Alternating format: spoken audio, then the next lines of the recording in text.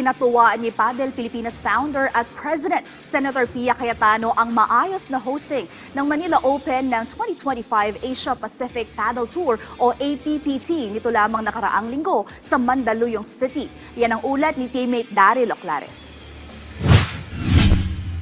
Matagumpay ang kauna-unahang hosting ng Pilipinas ng Asia Pacific Paddle Tour o APPT 2025 na ginanap sa Play Paddle Club Philippines sa Mandaluyong mula February 21 hanggang 23. Nanguna sa pag-organisa ng prestiyosong kompetisyon ang Padel Pilipinas na nasa ilalim ng founder at pangulo na si Senator Pia Cayetano. Sa kanyang naging pagbisita noong linggo sa naturang paddle tournament, nagpaunlak si Cayetano ng isang press conference kung saan binigyang puri niya ang naging maayos na hosting ng bansa. Pero pag-amin ng senadora, hindi ito naging madali para sa Padel Pilipinas. Parang ito, to be honest, kaya nang gawin ng team ko to. I'm not involved in this, pero I know kaya nilang gawin pikit mata.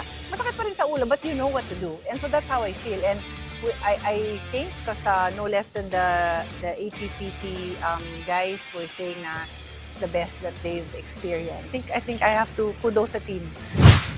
Ayon pa kay Cayetano, patunay ang hosting ng APPT na kaya ng Pilipinas na maging punong abala sa mga bigating sports event. I think it's a great opportunity for the Philippines to really be in the loop of sports hosting kasi dun papuntang mundo yung wellness and sports tourism. So yeah, I'm so happy that Paddle Pilipinas along with Play Paddle are partners in hosting this event here.